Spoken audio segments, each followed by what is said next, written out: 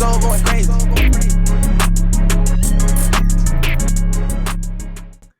Welcome in, everybody. I got Jamaari Jones back on the podcast today to talk the Kyrie Irving trade. Jamaari, how you doing today? Good, man. How you doing? Doing good. Gotta have my good friend knowing all about the NBA on today. I don't Big know it stuff. all, but a little bit.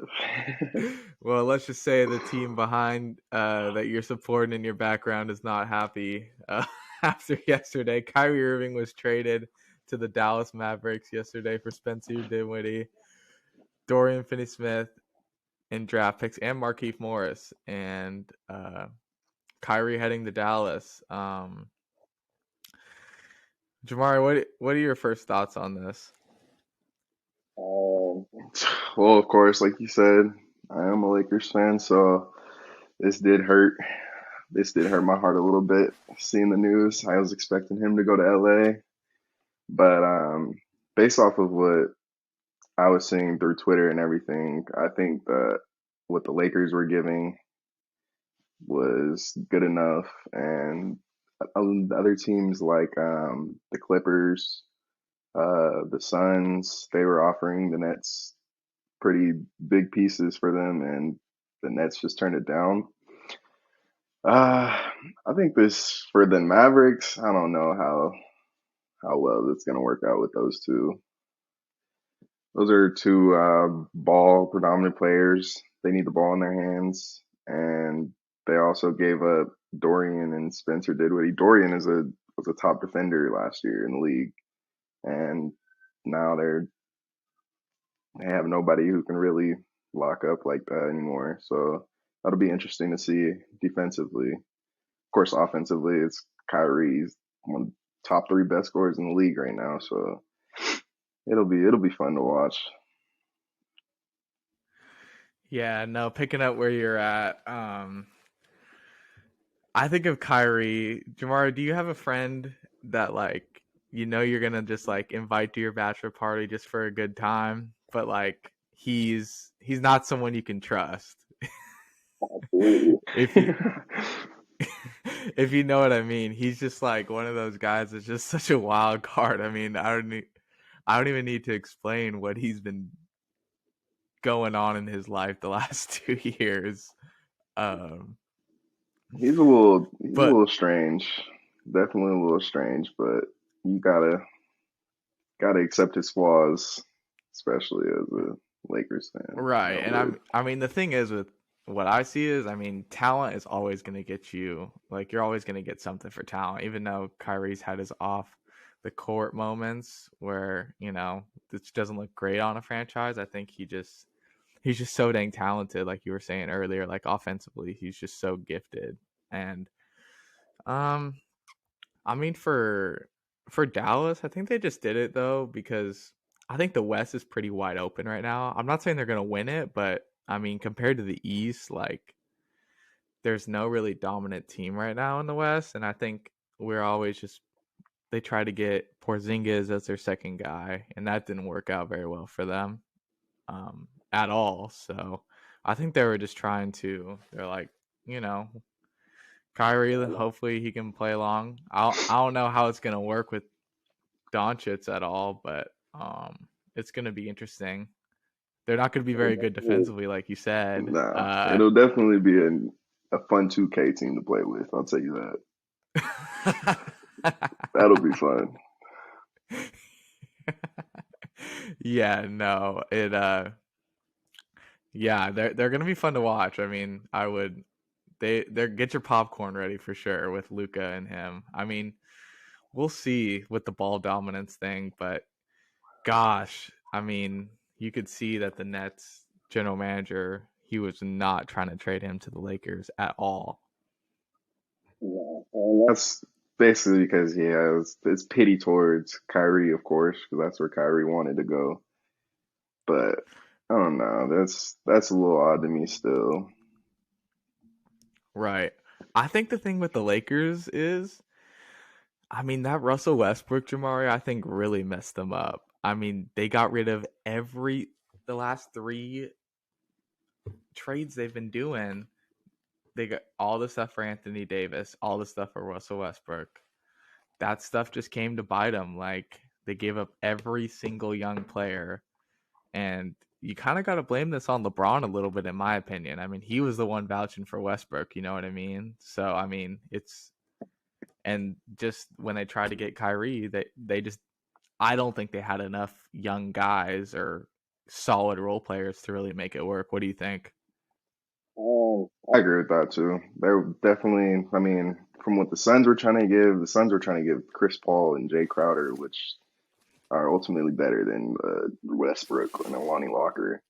So I agree with that 100%. And I think right now it's just look at LeBron and see his dominance that he's had at the age of 38, 39 now. And he says he still got 4 more years of playing, but it's ultimately like, is he going to be a Laker still in those 4 years with the way that the front office is moving around pieces and doing stuff like that? So it'd be interesting, especially in a few years, because we wanted to hold on to those two picks so bad, those little eighth graders now. So it'll be interesting to see what happens. I just think the Lakers are just in a tough spot right now. It's like the only piece I think you can really give up is Anthony Davis. Like, really, I mean, what else can you give up right now if you're the Lakers? I mean, you can't get like, they don't want to give up those last two first round picks they have. It's just a tough spot for them. I think honestly, it's just hard for them to build, and it's going to be interesting. LeBron does not seem happy, but I think you got to blame him a little bit. I know people are gonna Yeah, be like, like be like, yeah, the general office, but we all know LeBron is running things in LA a little bit. nah, it's Yes, like his tweet yes. said. Maybe it's him. I mean, maybe it is, but I mean, it's LeBron. Who wouldn't want to play with LeBron? I'm playing with LeBron, no matter how good I am. I'm sorry, it's one of the greatest to do it. Gosh, what he's doing right now is just ridiculous. Once again, guys, Jamaari Jones on here for the Deloading podcast. I want to talk about one other subject that I'm pretty that's a frustrating one for me, but I don't know the answer to. It's the load management. Just with players taking games off, I think this is really what's separating the NFL and NBA, in my opinion, ratings wise, like pretty significant. Like I don't know, I just think it's gotten a lot of attention this year. Like I've been seeing on social media, like I don't know if you saw a Jimmy Butler fan came from overseas to come to a Heat game and he wasn't there. Still met up with the kid, but it's just people to spend thousands of money on NBA games, and it's just this is just such a bad look, I think, for the league. I mean, do you have any thoughts on this? I think it has been a problem for the last at least 4 to 5 years now. That players are just sitting out just because they're tired. Honestly, that's what I'm seeing. Because I mean, LeBron. I'll take the Lakers for example. LeBron has had the same ankle, groin, foot injury for the last 3 years, and that's always the go-to whenever he's not playing in the game. It's always foot hurts, it's foot sore. So and it sucks for the people who buy these tickets in advance and then are like, oh, I'm going to go see LeBron play, and then they get to the arena and all of a sudden LeBron's in his street clothes, not warming up or something like that. So that really sucks for the fans. And then I think for the league itself, it's hurting things like the All Star game. There's players like Anthony Davis who get hurt and then he takes time off. Or there's players like Paul George who's all of a sudden an all-star when he's missed a third of the season and he wins it over guys like De'Aaron Fox or Anthony Edwards. So it's a little frustrating as well to see players do this, and I'm not too sure how the NBA can prevent this. They already fined the players for some of those things, and so it'll be that's definitely something that they need to improve on and try to work with the player committee and stuff like that to fix that from happening. Yeah, I mean, my problem with it is it's not like we're in the 70s anymore. I mean, these guys have first class access on the planes, treatment 24/7 around the clock. It's not the I would get that if they're not getting the best access. They're getting the best trainers in the world, all that stuff like that. They're getting great access. Which I just think is the frustrating thing, and it's just hard because these guys are getting 40, 50 million, like you're saying, making big money. I mean, maybe you try, I've seen Nick Wright on FS1 propose, maybe we get them out of that all-star, because you get a certain compensation for the all-star game, right? So I mean, we have to maybe a certain amount of games you got to play to make the all-star game, because that's probably, I'm not sure what the compensation is, but I'm sure it's a hefty amount. I mean, I just don't think it's really fair to a guy who's played like 5 games and gets the most votes in the All Star game, but sat out every other night, Yeah, to compare to someone who's been playing like, I don't 30, 45 games and, out there playing. It's really an issue, I feel like. I think that's that's another thing. It comes down to just the players just wanting to like be involved almost. Like, I don't know, you see a guy like Zion who's been hurt since he's gotten in the league and he was dominating this year, of course. But then that takes his impact on the Pelicans, takes away from the fact that Sabonis every year he's been in the league has been averaging what 18 and 10 or 20 and 10, 20 and 12, and he's not in the conversation to be an NBA starter. He gets overlooked.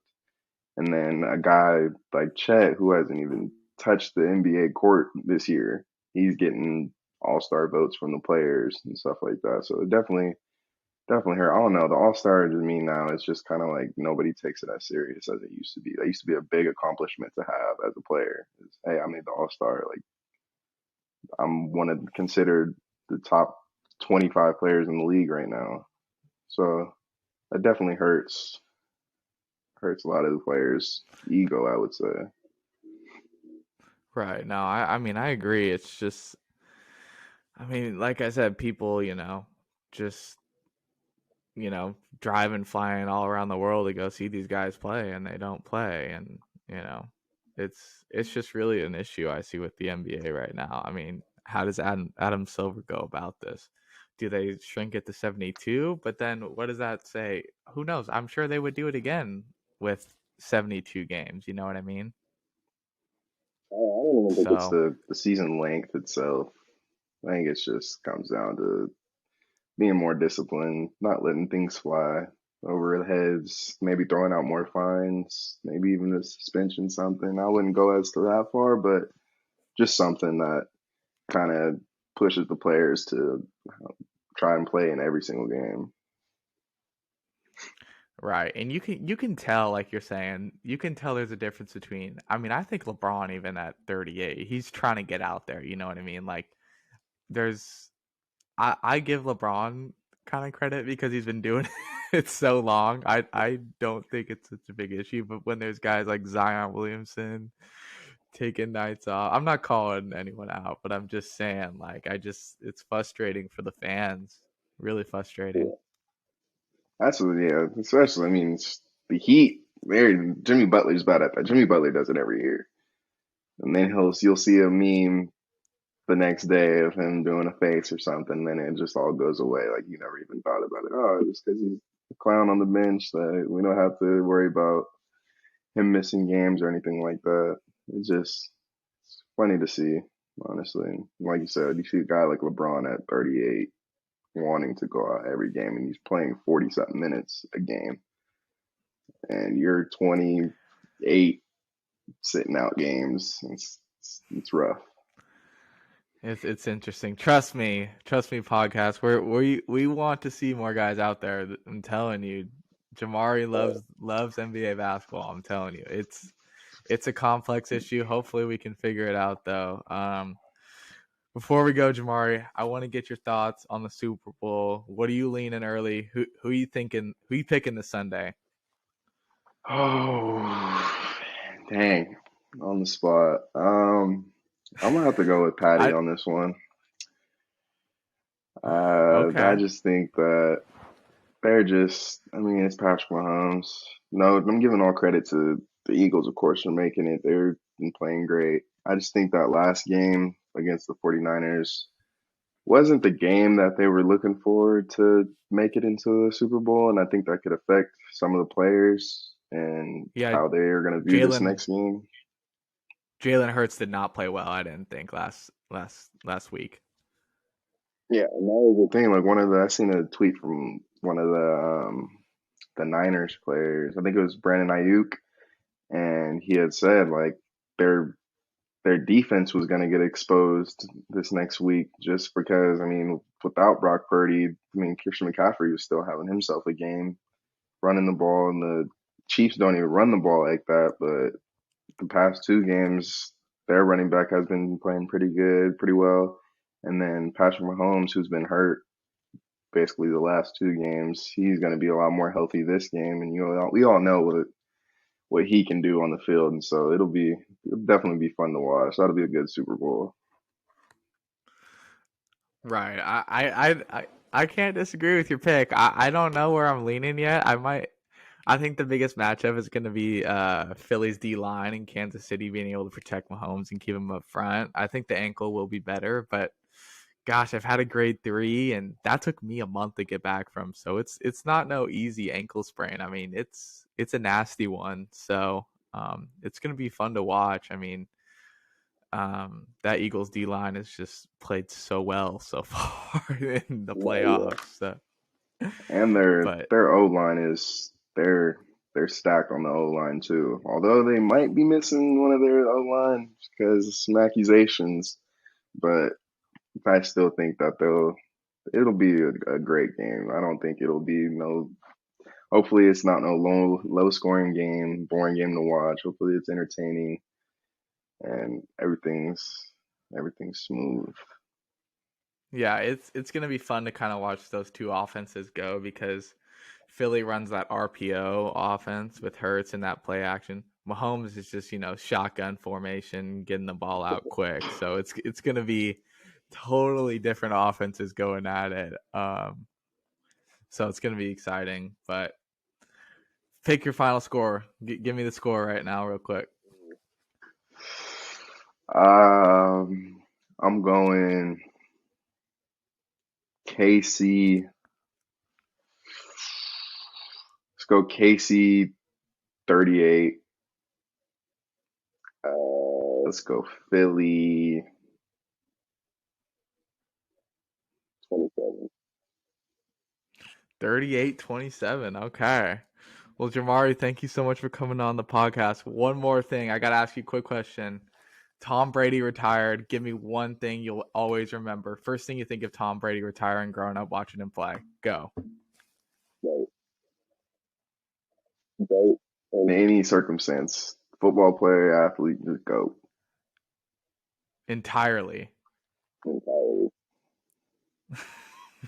On the field, off the field, it's just go. I can't disagree there. Jamari, thank you so much for coming on, man. Once again, guys, Kyrie Irving is headed to Dallas. Please like and subscribe. It really helps the video. Hit those bell notifications, update you when I'm posting, guys. Jamari, thank you so much for breaking down some basketball and a little bit of Super Bowl preview and some fun topics today. Appreciate it, man. Appreciate you having me. Absolutely, guys. We'll see you next week. Peace.